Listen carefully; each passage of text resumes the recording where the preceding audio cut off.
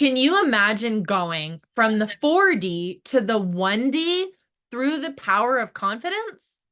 That's exactly what barrel racer McKenzieMae Brown did with her horse, Royal. Finding her confidence shattered after a bad fall, rather than give up, McKenzieMae dove in, did the internal mental work, and she is stronger than ever. Listen up, because she shares exactly what she did to rebuild her confidence.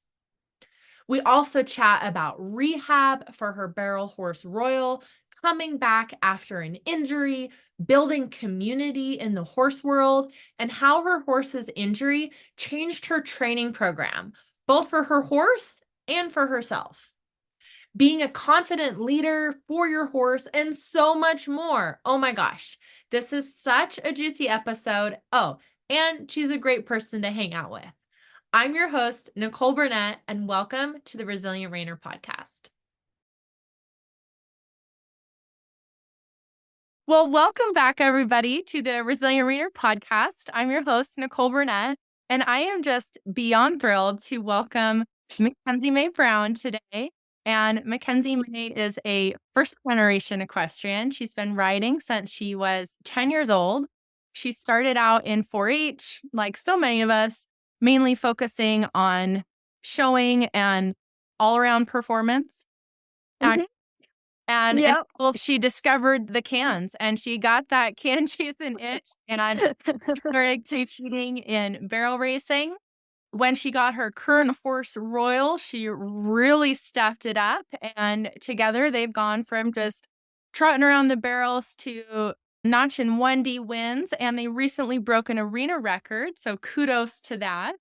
Thank you. But unfortunately, with horses, there's often some downs that come with the ups. And so back in 2020, Royal tore his right front deep digital flexor tendon twice in the same year. Overachiever. Yeah. And once they were able to race again, they went on to make some of the best runs of their career. So proving comebacks are indeed stronger than our setbacks. And currently, they are battling yet another setback as Royal is rehabbing from a new injury from September 2023. So today on the podcast, we get to discuss not only their comeback from the original injury, but the one they're currently rehabbing, and how McKenzieMae is dealing with this. I'm just so excited because as horse people, there's kind of this trope that horses can get hurt in a padded stall. So it's deeply uncomfortable, but injuries happen. And so being able to handle that is just a required part of being in the horse world. And especially when it's your main horse or you don't have a string of horses. And so I think so many people are really going to be able to resonate with your story. So, Percent. Yeah, I'm excited to talk about it.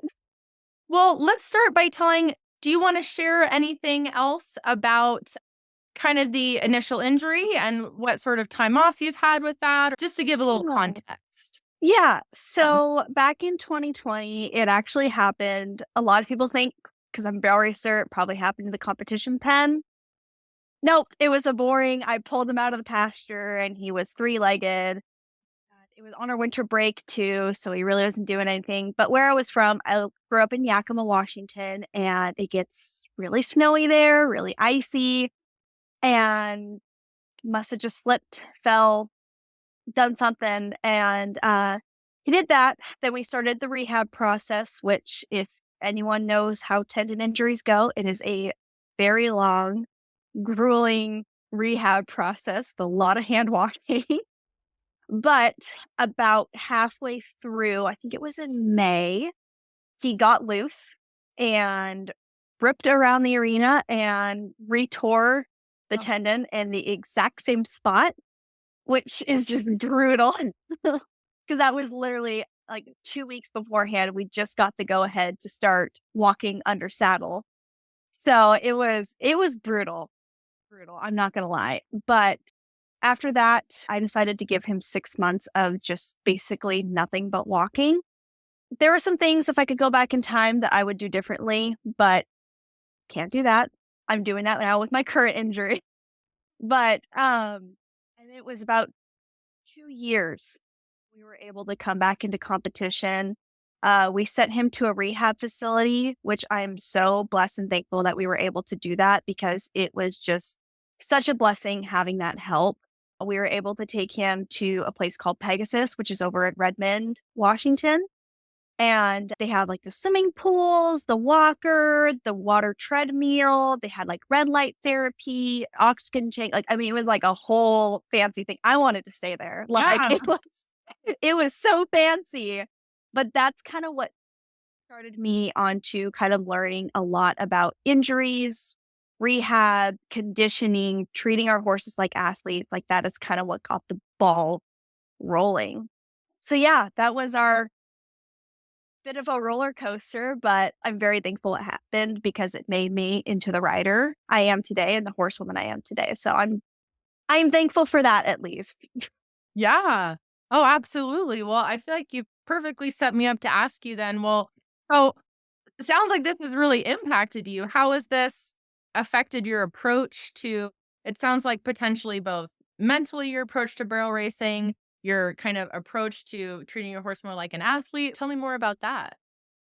So the more I started to research on how this injury could have happened, the more I realized that yes, it was a slip up, but it also was his tendon wasn't strong enough.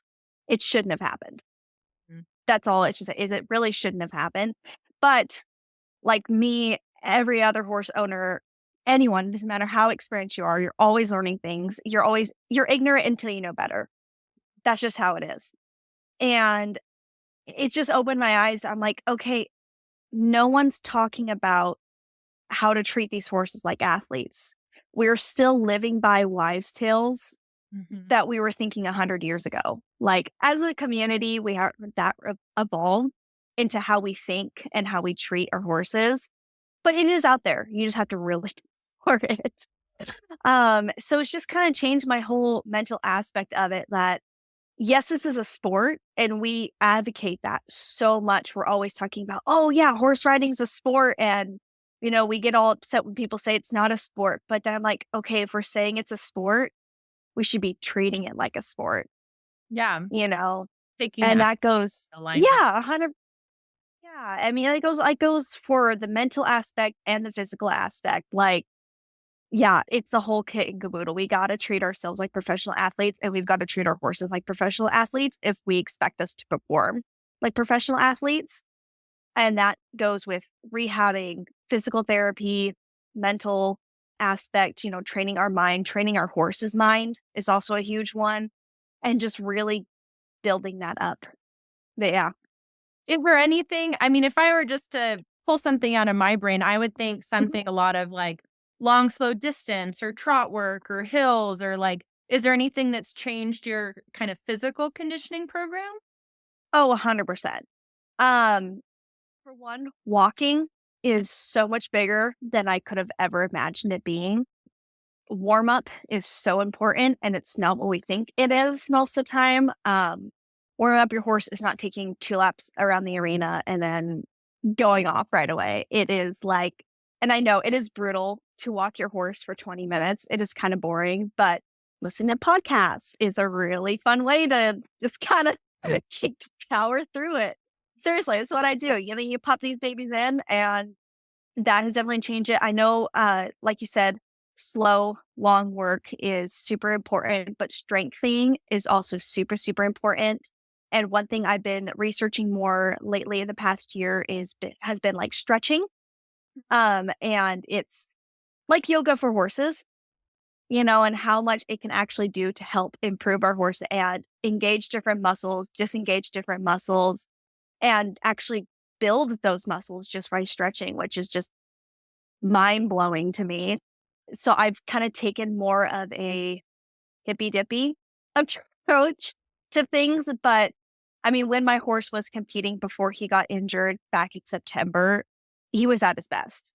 Like he was firing and he was learning how to run with his new body almost. Like it was really incredible to see him gain this confidence and kind of be like, oh, I actually feel good. And it's not just giving your horse bute before a run. It's not injecting every single muscle and joint. It's not throwing on a new bit to try and make them better. It is time and patience and a lot of hard work, but it's so worth it. So worth it. Yeah, and I would almost say even, like, as a reframe would even be even more than being hippy dippy, it really feels much more of, like, very cutting edge, where it's this cutting edge. Yeah. Look at, like, this is how athletes in other sports, like, this is how they're treating their, the athletes, whether it's the horse, Mhm. or a human, and so it's kind of like, no, we're just really getting up to join everybody else. Oh, yeah. I know, and people will say, "Oh, it's being hippie." No, it's science. It really is science. It's exercise science. It is biomechanics. It is just how the world is. And it's kind of upsetting sometimes to be labeled hippie for not wanting to do things a traditional way, Yeah. but that's what it is. And I'm hoping to bring a little bit more, uh, You're up in the horse the industry, word, and I the love world. it. Yeah. So yeah, no, it's been great. And I've seen a lot of positive changes. And at the end of the day, people just want to learn. Oh, yeah.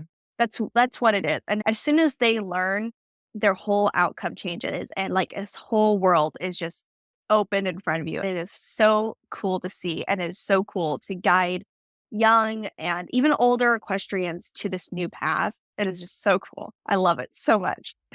Cool. Well, so that's some of the physical side. How has this changed in any way some of your mental approach to either barrel racing or rehab? Take that wherever you want. Okay. So I'm going to backtrack a little bit here just because I feel like it's really important for people to hear. So when we came back from our first initial injury, the tendon injury, it was our first run back in almost 2 years. And Royal was feeling really good. He's a very calm horse. He's all cowbred. He's a very chill horse. But when I took him to this barrel race, he knew what he was there to do and he missed barrel racing. And he is not usually like a crazy horse, but oh my gosh, he was like just You're excited. excited. He was so excited. And we went in to go make our run and he was hauling. Hauling. I've never felt him run this fast. Actually, since then, I have not felt him run that fast as he did that day. And I remember I was just grinning ear to ear. I was like, in the video, you can hear me hooting and hollering, like, oh my gosh, so much fun. And we turned the first, made our way to the second, and he hasn't been running in a long time. He didn't switch his lead in time going into the second, and he was just going too fast. I couldn't pull him up, and we slipped and fell at the second. Like, I mean, completely on our side. Thank the Lord we were both okay. But after that, I got scared. He got scared. And it just shattered our confidence. We hadn't run in almost 2 years. And then that was the first thing we got back to. And for the next, I want to say it was like 6 months, we were running like 340 times, which just totally backtracked us. And it got to the point where I knew something was affecting me mentally. I went on it, especially since I was taking psychology and mental health classes at the time at my community college. And I just really hounded. I was diagnosed with ADHD. So I was like, okay, I know something's going on here with my mental aspect, and I need to get on this to try and make him better. And it got to the point where I was feeling great. I was mentally prepared, but he still wasn't. And I think that's one thing we don't give our horses enough credit for. They can lose confidence just like us. And especially when we've been so long with us having no confidence, it's going to take them some time to get that confidence, but you have to be the leader of the confidence in order for them to get that. So it took us a while, but we finally got it. It was a very slow our confidence because he was scared to run. Yeah. I mean, yeah, it was scary. And it took a while to get back from that, but we did. We did. Got too much confidence. No, I think, But yeah, it's so yeah. interesting you say that, because one of the things that I observe a lot is that if a rider lacks confidence, a lot of times they'll put that on the horse to carry them through. And so they'll put that on the horse of like, well, this is why I spent so much money to buy this horse. This is why I spend so much money to put them in breeding. Okay, this is why I spend so much money to buy the breeding. And you're like, they're supposed to carry me through because I'm not as good as my horse yet. And it can bring up a couple things because on the one hand, there's a kernel of healthy like pairing in there because oh gosh, what's that other saying? Like green on green is black on blue, you know? Right. Yeah. So there's a kernel of like truth in there of like when you're getting started, absolutely have, a good horse who can help you.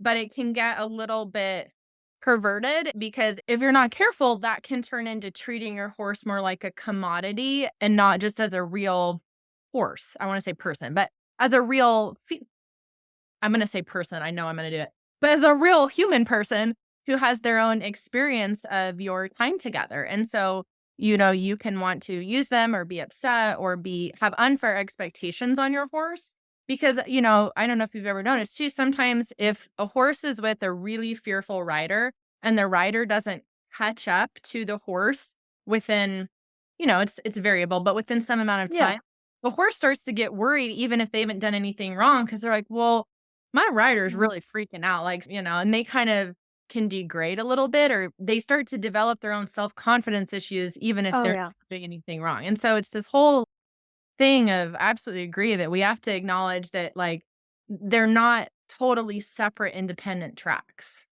Mhm. You know? Well, and we're seen as leaders to Yeah. them. We're their boss mare. Yeah. We had to set the tone for it. And if we're setting the tone as something scary is in that arena and we're gonna go in, but I'm a little scared, but you gotta go in. Horse might have some gait issues. Oh, absolutely. They're like, my human has gait issues. I'm just following No, the yeah, look, like and it's the same thing of just, I mean, think about it. If you ever go to load your horse in the trailer and maybe your horse has trailering issues and you're already thinking, my horse isn't going to load. My horse isn't going to load. And you're already thinking that, oh my gosh, my horse isn't going to do this. And then now the horse is like, yeah, I'm going to go in. You see how freaked out she is? yeah. It's just, yeah, it is mind blowing that sometimes we forget that they are individuals Yeah. and they come with their own sets of problems and traumas, especially if we haven't owned this horse our whole life. We don't know what they dealt with beforehand. Even if we didn't set that tone, it's up to us to kind of make the way for that and kind of make that path for that and set an example for them. So they can kind of pick up what we're laying down. Yeah.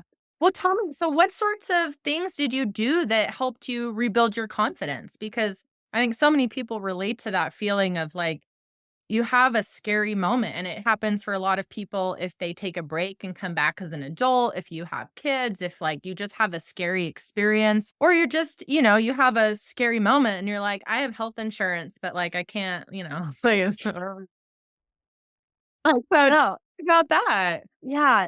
So, I mean, a lot of it was, and I think a lot of people need to realize this too, is it's working with your brain and working what works with you. And it's different for every single rider, every single person.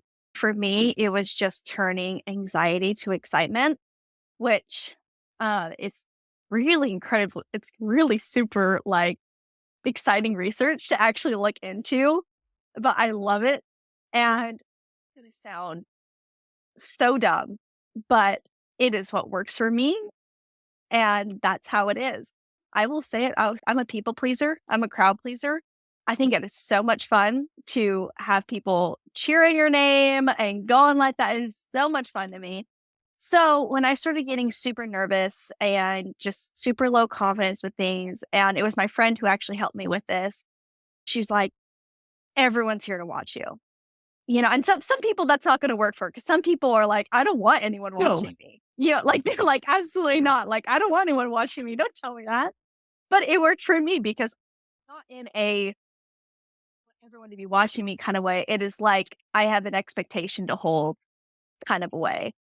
And it was just, you're at the NFR, just the lights, the music, everything is on you. And I had to almost like set the stage for myself. And I had to think kind of more of like, okay, I got to impress them.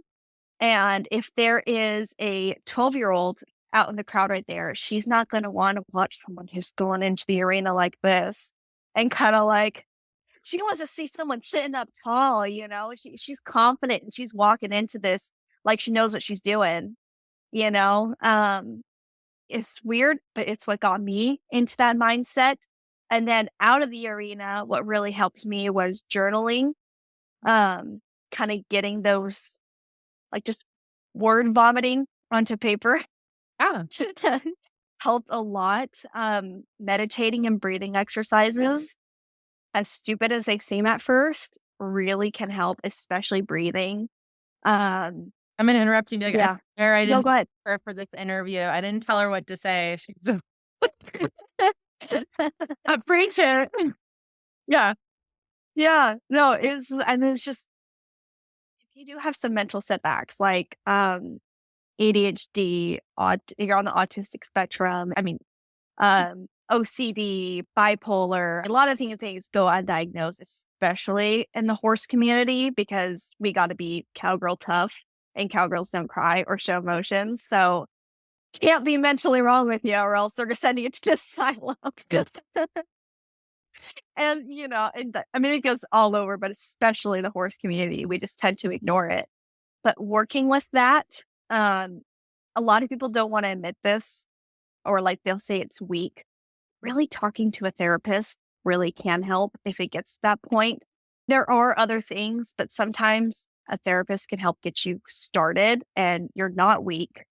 And if you need to do that, it's okay to ask for help like that. And sometimes it's not for you. Mhm.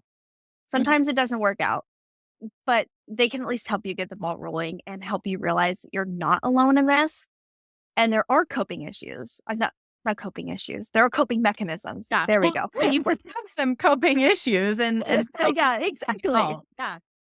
Yeah. I mean, it's just, or getting coaching. I mean, there's so many resources out there, and it's okay to look for those resources. It is okay to ask for help, especially if it's making you a better person, which in turn is making you a better athlete. If it makes you a better athlete, it's going to make your horse a better athlete. And what do you know? You're having better times and you're enjoying riding again, and competing's fun and it's not anxiety inducing. It's just, it's okay. Yeah, yeah.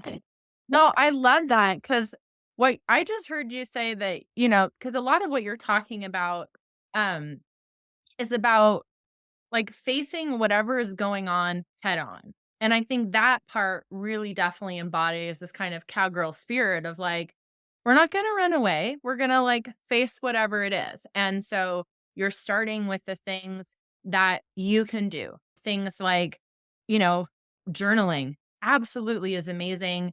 I love that, especially for kind of digging up any sort of limiting beliefs, because it's amazing the things that are hiding in the corners of our brain where, like, it doesn't surprise me if you're like, "I'm gonna get hurt, my horse is gonna get hurt, I'll never barrel race again." Well, you're not gonna be pushing it, are you? You know? Like, and so really dragging up anything that's in there, um, the breathing, the meditation, like, all of this, because that's the other thing is that I totally hear that, like, the nervousness to say that kinda stuff out loud in the horse community, even though I'm actually reading the coolest book right now where the guy, he literally works with Olympic athletes and, like, he's on staff at West Point to teach them all of these things because they're like, "Yeah, when you're in the firefight and you can't get support for 2 days, like, you better figure out how to reframe your situation, okay? You gotta make it work for you." And so it's like Right. all of this stuff is in other situations, and so bringing up, the breathing, the visualization, the journaling, and then if at some point you're like, "I think there may be more here," bring in some outside help, bring in a coach, see a therapist, like, have people to help guide you through this, see a Mhm. doctor, like, all of these things, like, I love that you talk about a healthy progression of support, Yeah, right? yeah, 100%. Yeah, and it's not something that you can just dive into. I mean, especially if you're someone who has ADHD, hyperfixation is real and it can burn you out very, very quickly. That's actually kind of what got me started on it is I got hyperfixated on it. And I was like, I'm going to do all this stuff. And I entered like 3 different challenges and I had like 3 different journals. I was like, I'm going to eat better. I'm going to go to the gym. I'm going to do all this stuff. And then I got like totally burnt out. And then I got super depressed for like 2 to 3 weeks because I totally burnt myself out and tried to do too much. And it's just ease into it. It's a gradual incline, um, where it just starts with even just making your bed first thing in the morning, making your bed and drinking a full thing of water before going to coffee. Even if you can't journal, there's a great one. What's the name of it? I think it's called the 5-minute journal, where it actually guides your prompt because it's hard to start journaling if you don't really know where to start. So getting one that kind of already like has the prompts for you is a great way to get started. And then you're just going to have like 4 journals that are just covered in like all these different words. And you're going to be like, how did I get here? Who is this person? And you're going to be like, oh, I'm spending like an hour every day now. But it's so good. It's so good. Yeah. Well, and it sounds like it really paid off because, you were able to go from, you're saying 3, 4D times all the way up to being back in the 1D. I'd say that's a pretty darn good investment on your hour a day, especially. I'll take it. No, I'll take it. It was so great to just see everything just slowly fall into place. And I think that's one thing a lot of people don't like to hear sometimes. They want to hear the instant success. They want to hear that if you take this tincture and put this bit on your horse, that you'll immediately start running good times when it's 1%. It is, wow, I actually ran all the way to my first barrel and I didn't pull up my horse. It is, I pushed all the way past the timer and you slowly start to see these things slowly fall together. And it was really cool to see that every single run in, I think it was 2022. Yeah. Um, just every run got a little bit better. And it was just this ladder, which was almost a bad thing too, because I came to expect to get better after every run. And then there were a few times where I'm like, oh, I got worse. And then I started to kind of like hammer myself and I'm like, what am I doing wrong? What did I do? Like, what is wrong with my horse? What's wrong with me? And I almost kind of it almost became a bad habit to expect that progress every single time. And then it was something where I had to just reel myself back and say, like, I can't expect progress. Like, I can't expect to get a second faster every time. You can't expect that. It's more of, I didn't cry going to, I mean, it sounds because you know what I mean? It's those little tiny things of, yes, I knocked the second barrel, but did you see how good my approach was? I And love. I just had to fix that one little thing. And I'd say it does come toxic at some point because your good habits can become bad habits and you're going to backtrack. That's how it is. That's human nature. That's how we work. You're going to backtrack. You're going to start seeing bad things and you're going to start questioning yourself. And it's not going to be perfect every single step of the way. And it's not going to be a uphill. It is going to be a it's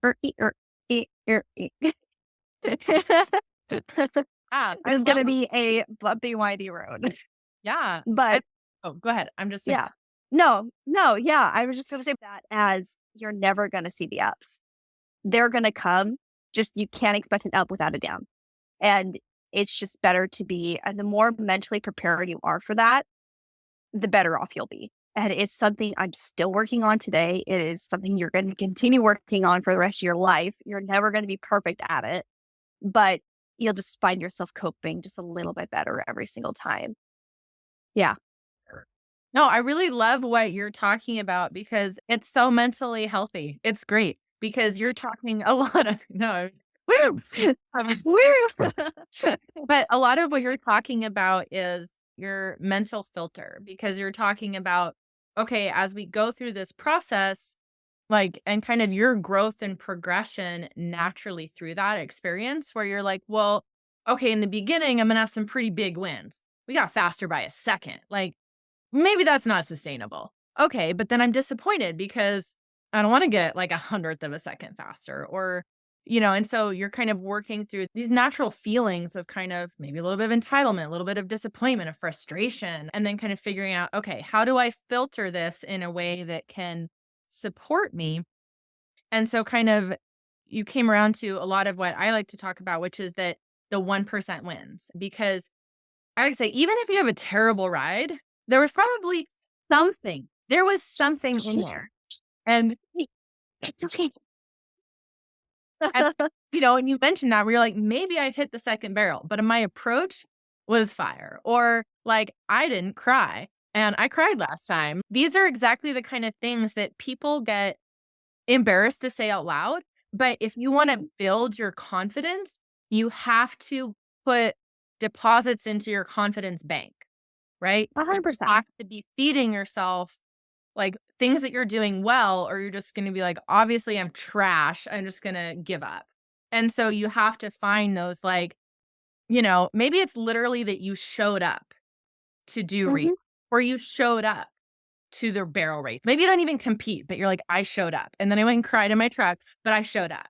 Okay. mhm, And so you have to be able to kind of filter for like, what's the nugget in here that is something that's 100%. And I think one thing that my coach and a good friend of mine kinda instilled in me is that I was kinda getting hard on myself where I was like, "Well, I can't say all these good things about myself. How am I gonna get better if I just tell myself I'm good?" And she's like, No, it's not necessarily that. It's just instead of saying, here are 5 things I wanna do better with next time or 5 things I did wrong and 2 things I did good, here are 3 things I did good, and here are 2 things that I wanna work on. Mm. And even just rephrasing it as, here are 2 things I did wrong versus 2 things I wanna work on is, like, huge. it's yeah, And not I'm small. It's a yeah, big thing. yeah. 100%, and it's just instead of, like, putting down on yourself and I mean, like, you just sorry, just the whole, like, we were talking about, like, crying in the truck and stuff, and I want people to know that it's not unnormal to cry, and I feel like a lot of people don't realize that with I mean, I don't care if you're 1D or 5D or you are only here for time onlys, like, we all get emotional about this.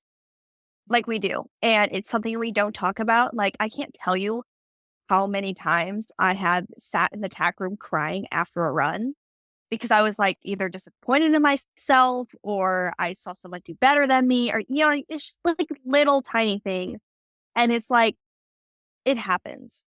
You're not alone in that. We all do it. Some more than others, some less than others, how the ball rolls, but Yeah. And some of what it comes with that is that the more you can just acknowledge those feelings, the less they'll hold you hostage. Mhm. Because I think we kind of feel like there's certain kind of allowed emotions, right? I'm allowed to feel like, I mean, I have a horse, it's a princess problem. And it's kind of like, yes, but that's still a little bit toxic to dismiss all of Right. your feelings and invalidate you of like, okay, you can be really grateful that you have this horse, that you have this opportunity, and it's going to kind of fester and eat at you if you can't just acknowledge, well, I'm really sad. I'm really disappointed that I didn't ride the way I wanted to ride today, you know? And then you can kind of like, okay. And then I'll give myself a few minutes to be sad and then still have my gratitude, right? But kind of just that you're like, Mhm. you can feel two things. Oh, yeah. 100%, and it's just realizing that that whole, like, cowgirls don't cry mentality. I mean, don't get me wrong, love the song, love everything about it, but it does get a little bit toxic to a point where to think that it's not tough. I mean, I don't know how to say it other than it's just like we see it as weakness when it's not weakness, it is emotion. We're humans. We have to express it or else it's just going to explode one day. And that is coming from someone who has had a couple explosions in her life. So don't hold it in. It's okay. Let it out. I mean, let it out on your horse. Don't let it out on other people. It's one thing I had to learn is just doing it in private. Um, but it's normal. It is so normal. Well, as we're going through this, so if you were to Mhm. summarize, would you say what sort of lessons have you learned about mental resilience through this experience? Man. I gotta think about that one. 5 per minute? Oh, man, I think it's just mental resilience.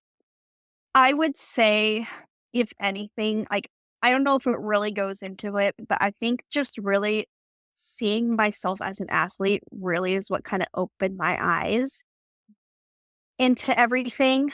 And I don't know, it's just my motto now is just treating us like athletes. And yeah, I mean, it's really simple, but it snowballs really quickly. And I think that's what I like about it. And once I learned that it's like okay to treat myself every once in a while, my horse doesn't have to get all this and then I get like this. I mean, we joke about it all the time, like, oh, my horse gets their nails done every 6 weeks. And I have remember the last time I got my nails done. I get my nails done like every month now because I deserve that. And I like that. And that's okay that I like that. I'm not being selfish for that. And, yeah, I think once I just realized that I was an athlete too, it just opened up the floodgates. So I don't know if that counts, but I think after what you're one another way to describe what you're saying is the idea that, like, because one of the things I'll like to coach people through is kind of like, well, if you wanna be a champion, how does the champion behave, right? What are their Mhm. thoughts? What are their actions? What are their behaviors? What's their routine? Like, all of these things, and so because it's kind of you wanna have a vision of what you want. What is the vision of you that already has what you want? How do they act? And that's what you're doing, and you're saying, "I'm an athlete." How does an athlete train? How does an athlete recover? How does an athlete Mhm. like, think, how do they do this? And so you're giving yourself that version of yourself that's an athlete to guide your thoughts and your behaviors and just really stepping into I that. know, 100%. And it is like, I mean, I will openly admit too, I know we haven't talked much about the injury or anything, but I just want to say too, your first injury with a horse is going to suck. It's going to suck, especially if you love competing. I was depressed. Yeah. I had another horse at that point too, and I was working with him, but I was still depressed. Like, I mean, I was really down deep. This new injury, I had 2 weeks where I was pretty down in the dumps, and I took a month of off social media, off everything to just focus on me and focus on my mental health and focus on getting a plan for my horse. I feel great. I mean that like this past couple months, even though I'm not competing, and don't get me wrong, I miss competing Yeah. so much, but I'm happy and I'm thriving. I'm working on my goals and I have things set in place and I'm not competing. I think that was where I took a wrong turn where I started thinking as competing as happiness. And yeah, but like now it's just been so much better. So taking that time off of when I was working on my confidence has helped me deal with this new injury and realize like it's okay. We're gonna come back. Like, will it be this year? Maybe, maybe not. I'm okay if it's not because now we're gonna it just gives us more time off, more time to work on things, more time for me to be a better rider, more time for my horse to be a better horse, and we'll do what we need to do, I and love that's that. oh, like, literally, my heart is just, like, glowing. Like, oh, that's just oh, I just love everything about that. Like, oh. Well, thank you. Yeah, no, it's just because that's really the goal is that, like, horses kind of if you have a horse, horses are kind of your life. They kind of take over everything. Mhm. But how do you balance that with, like I think you're right on the money there of competing, like, we can think competing equals happiness, and if you're doing that wrong, obviously, you can't be happy, so, and so that's just, ugh.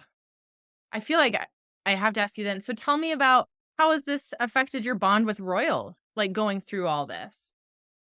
I'll just touch Yeah, no, no, yeah. We are really close. He is I'm him if he was a human, and he's me if I was a horse. Like, he is just the goofiest, and he's got so much personality. I will say right now, he's a little angry at me because not only is he on stall rest, but he's walking only. We now open up the gate where we can trot for a minute, but he is not happy about that, and he makes it very clear that he's not happy with it. And it sounds weird, and you know what? I might get hate for this, but whatever. He's entitled to his feelings. He's not kicking me. He's if you know what, he wants to rear every once in a while. get that energy out, bud. As long as you're not running me over, you do your thing because I'd be angry too, you know? But honestly, like just being able, especially when he first tore his tendon, like all we could do was groom and walk and spend time with him.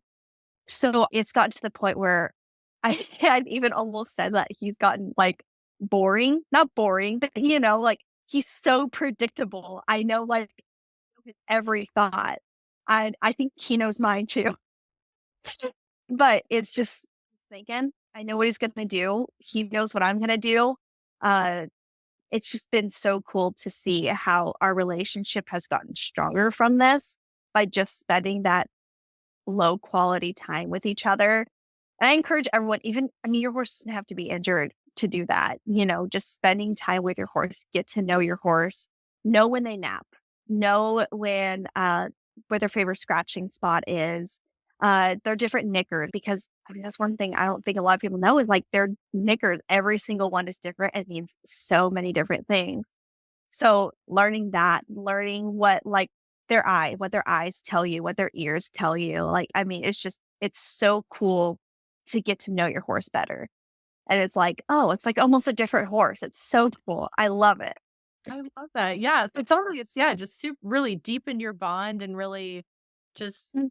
brought you a lot closer, which is, that's wonderful. Yeah, it's so great. It might be a little bad because now it's like I might let him get away with a little bit more than he used to get away with. And Really some see your trainers side telling of me him, they you know? I know. And I mean, even just like he loves chewing on things. Yeah. And I let him chew on my coat. And a lot of people are like, "Oh, he's gonna bite you." I'm like, he's not gonna bite me. Yeah. It sounds bad. But I'm like, I know him. I know his behaviors and I've got him down to a T. He likes zippers. He loves zippers. He loves going the zipper up and down. He loves, just nibbling on your hood while you're walking. He's a cow horse. He loves tracking you. He'll put his nose, like he'll put his lip up and he'll just put his teeth like on your back. And he won't bite you, but he'll come straight towards you. You're his cow and he's got to make sure you're going the right way. Trying to stay mentally fit, you know? You got to keep him engaged. Oh my God. But no, he's so much fun. I love him to death. He is so awesome. Well, tell me, so this is a lot a bit about you.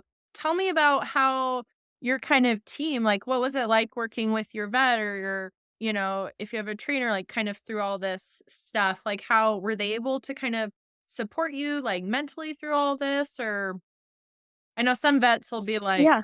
I don't know, it's just totally different. Here's the bill. But yeah. And don't get me wrong, I had that fair share. And I've actually gone through a lot of vets in the past 3 years, 4 years. I mean, some of that has been moving, Yeah.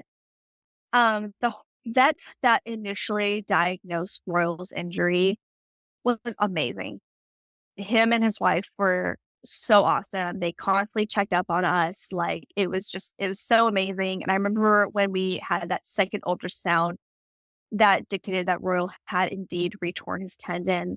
I remember I went out and of course was crying by the trailer because my horse retore his tendon. I thought we were getting better. It was hard.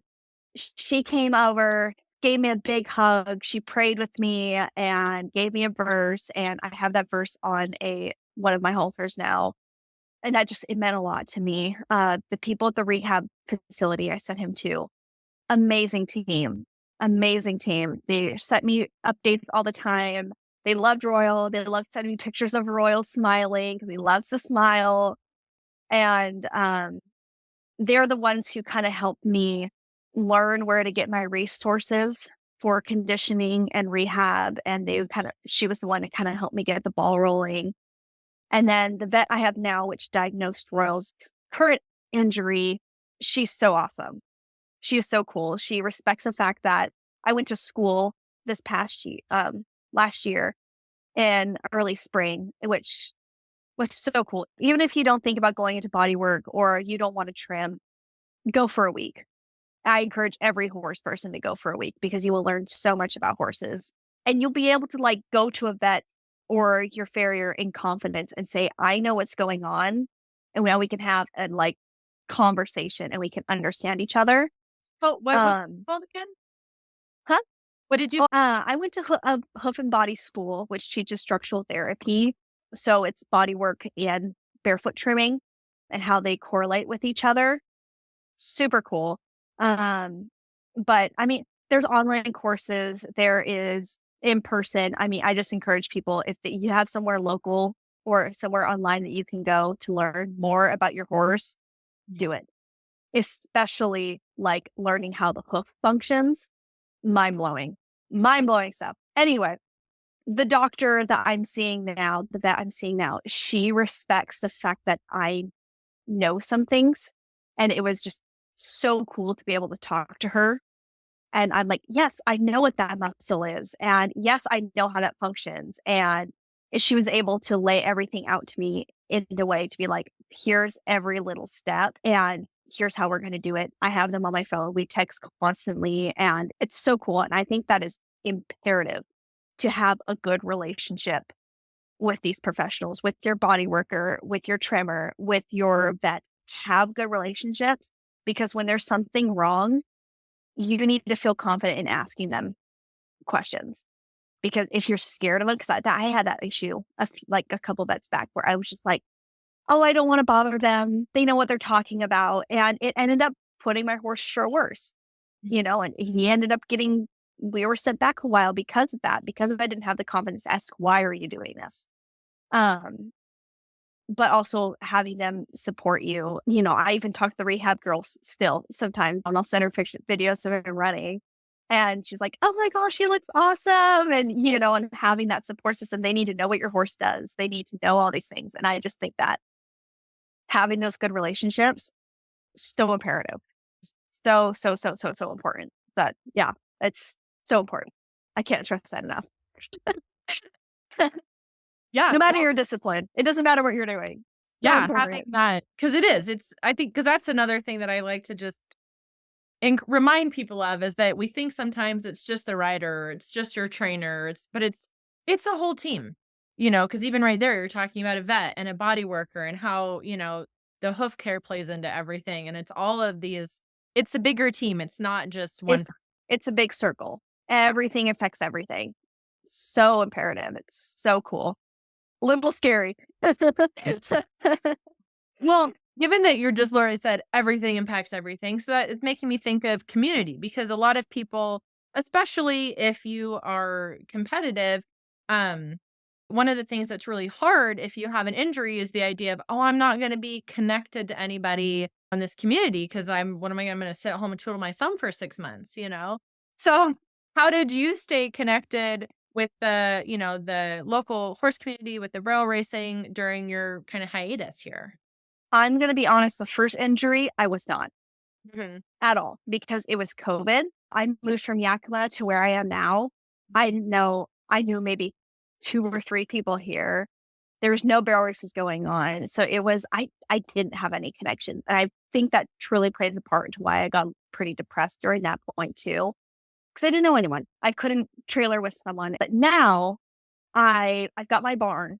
I board and my barn is my family. I love them so much and they keep me connected. I get people at work too. I'm a chiropractic assistant and I think we get a lot of questions and stuff coming through there. So having that is super awesome. Um, Online, I know a lot of people like to bash social media and say it's toxic, which it can be. Don't get me wrong, but it's also so awesome. And I love the community it can bring. That's kind of what really helps get me through. In person, it's kind of hard, especially right now with this whole polar vortex thing we've got going on. There's nothing really going on. And I will say Royal kind of chose a decent time to get injured because there's nearly no barrel races going on in the winter anyway. So I couldn't really do anything. Let me rest and feed me carrots, Right, exactly. So I'm kind of like the community where we all kind of take a break from that October to February, March. Like there's stuff going on, but it's not a lot.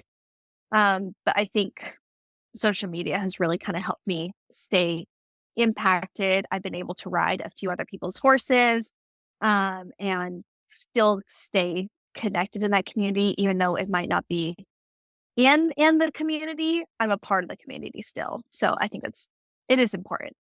I like that you bring up too that just a bunch of different ways that you can stay connected, right? That it doesn't have 100%. to just literally be I'm competing at this race. It can be I'm connecting on social media. I have people at this barn. Like you can get support in a lot of ways. And I think Oh, that's yeah, and I mean, how many times have we gone to a barrel race and not talked to a single person there?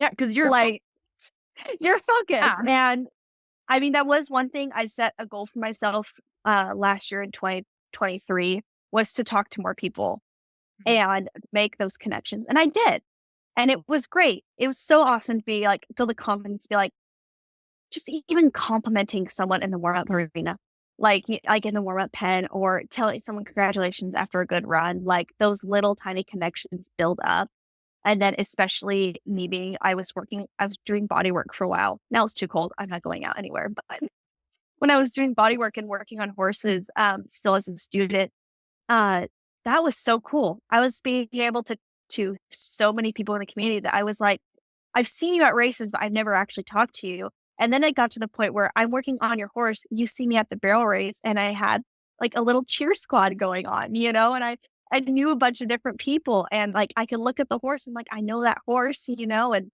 it's really cool, and it's really scary, especially if you have social anxiety. I think we all have social anxiety to a degree. And it's very intimidating to be like, I'm going to talk to someone at a race, but it's so worth it. And you just got to take the little tiny baby steps. And trust me, it's so worth it. It's so cool to see that community build. It's so awesome. And I love that. Because I think that we all can relate to that feeling of it's scary to talk to some other people, right? Especially if you're at a competition and, you know, people get tunnel vision. They're having all sorts of big feelings that have nothing to do with Hmm. you, but it's scary. Right. People look really scary and then you're feeling scared. And so being like, I'm Oh, gonna, yeah. what a pretty horse you have. Hey. Like, and just that those I kind love your breast collar. I love your saddle pad. really just that it doesn't have to be a huge overwhelming thing. Just like a nice People love to be complicated. Like, people love to get compliments. I love to get compliments. Who doesn't love to get compliment? you have a beautiful It's a neck. great way. Thank you. I mean, everyone loves it. It's a great conversation starter. I mean, obviously don't talk to someone when they're about ready to go into their run. They're trying to focus, but it's little tiny things. Well, and the Little other tiny things. thing is that I really feel like this also ties back to confidence because one Mhm, of the things that a lot of people are scared of is that they're scared of other people, right? They mhm. go to compete and they're like, I know there's somebody here who doesn't like me, at least one person. And I'm pretty sure there's at least 3 other people who are giving me the stink eye. And it just becomes this whole thing of like, she's warming up weird, she's doing this thing, I don't know. Like it becomes a whole thing. And so it becomes another fear. And we're all about facing those head on and like dealing with it. And Mhm. so you can do something, even a small action like just saying hello. It's like you're popping that fear bubble of like, Oh, yeah. yeah, like you're facing that fear and then you're giving yourself a new narrative where you're like, "Oh, I'm gonna say something nice. Somebody's gonna say something nice to me. Maybe there's somebody who Mhm. doesn't like me, but I know that there's somebody who's gonna smile and wave." And that really starts to change that narrative. And it's something that you don't think is necessarily related to your confidence or competition, but it absolutely is. Oh, yeah. 100%.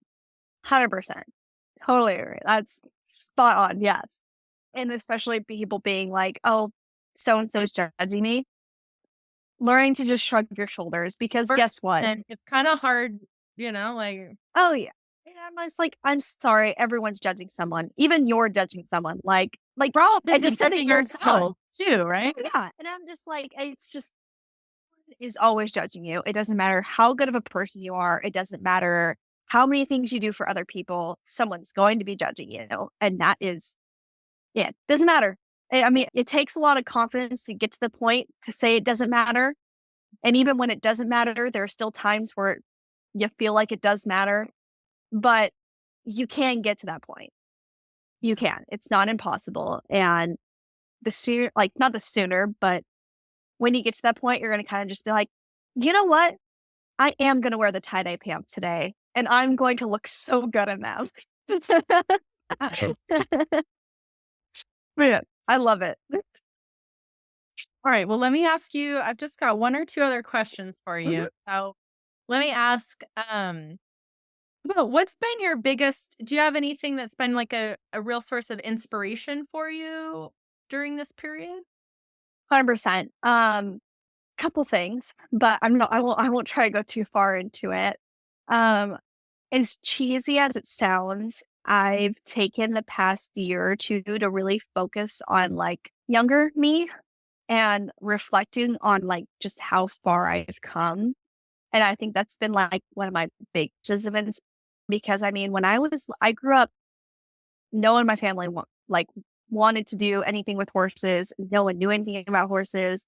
So the fact that I went from like a little girl who like was like, I get to see a horse today. Oh my gosh, that's so cool. Like, and my room was decked out in briars and I had horse books all over the shelves. And the fact that that little girl who every single birthday, every single Christmas dreamed that, there'd be a horse waiting out, the fact that now I'm like, I get to own a horse, ride a horse. I get to compete on a horse. Like, I didn't care about competing when I was that young. I didn't care. I didn't even know, I just wanted a horse.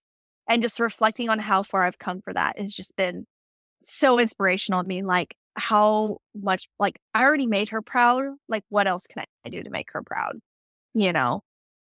And then I mean, she's a controversial person, but Fallon Taylor has just been such an amazing inspiration for me.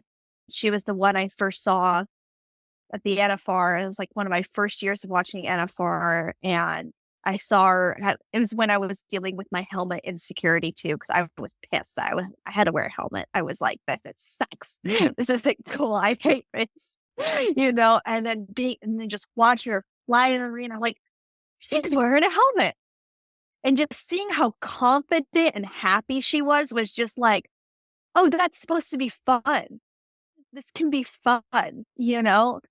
So I wanted to do Rodeo Queen for a while because I saw how much fun they were having. And then I saw Fallon. I'm like, "Oh my gosh, you can have both." It was so cool. And she just continued to be, I've gone to clinics and I mean, I got to spend a local race over around here a few years back. She remembered me from when I went to her ranch. She had a meetup thing. So I went over there and she recognized me and I was able to spend like the whole weekend with her and she cheered me on during my runs. I was able to sit on a bench with Fallon Taylor drinking a Dr. Pepper and having one-on-one conversation. I like the little 12-year-old in the back of my mind was screaming like she was like and just the fact that we've gotten to the point now where she calls me out on my bullshit. She calls me out on it. And when I was having issues with an old horse, she was like, "Why? Why are you having these issues?" And she called me out to the point where she's like, "You know what? He's not the horse for you. I'm really sorry, but he's not." And she's just been there to kind of reset me on my path. And she continues to be an inspiration to me. She's just such a cool lady. I don't care what you think of her. She has made an empire. She has made like just her business, her health, how she treats herself like an athlete is what really got me going on this path. And I mean, she's got me thinking about doing cold plunges now. So I mean, if that tells you something. If your house is like my house, we're covered in snow, and I literally opened the front door and I was like, if I roll in the snow today, does that count as a cold? Because yeah, I was like, I think I could do it. Like, oh, I know. I was like, a couple of days ago, it's still snow out here, but it was sunny. And I'm like, I think I could do my grounding today. I think I can combine the cryotherapy and the grounding together. for about over 2 minutes, and then Yeah, exactly. those, right? No, yeah. But no, it's just, she's been inspiration. How she treats herself and how she treats her horses has just been such an eye opener for me. But yeah, she's her and little me just is a big combination about what I do and why I do it. So it's so cool. I love it. But also like my followers and my community I built on Instagram is also a huge, huge inspiration to keep pushing, keep learning new things, and keep paving that path because that is just, it's been so, so, so incredible to, I've had people like to have people message me and say that I helped them or I inspired them. And it's just, oh my gosh, my heart, it explodes. I've cried a couple of times just from like, I did that to someone. I got to help someone like that. It's so awesome. Like, it is so cool. And it brings me so much joy. And it is what really helps keep me going. So I love it so much.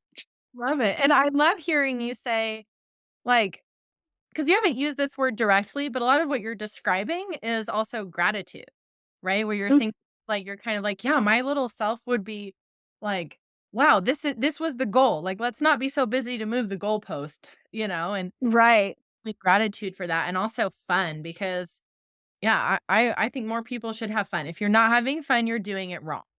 And so I really love hearing that of like, you're like, yeah, you can do this and you can have fun and you can, it's Yeah. treat yourself like It's an meant to be fun. That's why we started doing it in the first place. or I mean, I think that's how we all started horses and we all started competing because we looked at it and we're like, that sounds like I fun. want that. I want to do that. That looks Yeah, cool. I want to do that. It looks so cool. It's backtracking almost, but I love it. Yeah. Well, so okay, so if people want to follow you and they're like, man, I want to find out when, how Royal is doing. How do they find you? My Instagram is my main thing. It is at McKenzie_May02. That's kind of my main thing. I've got some other social media outlets, but it's That's mainly just perfect. Instagram. I'll put that in the show notes so people can Thank you. see her and her adorable pony, and I'll even put Alan down there in the show notes too because she's a great inspiration and Well, really thank fun. you. Well, this Thank is you so much. yeah, no, this has been my pleasure. I am just so grateful. Thank you for coming on and sharing. We have covered everything. Well, there's even more, but we're gonna cut it off. I have like 5 hours of show snubbling to do. Um,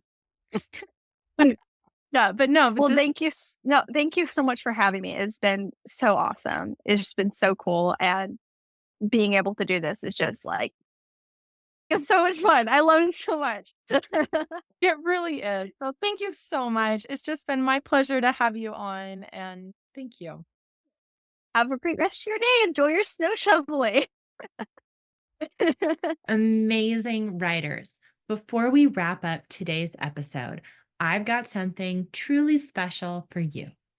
As we close out 2023 and start anew in 2024, it's the perfect time to reflect on your equestrian journey and set some exciting new goals for the year ahead. I am thrilled to introduce you to my end of year riding reflection worksheet. This isn't just any worksheet.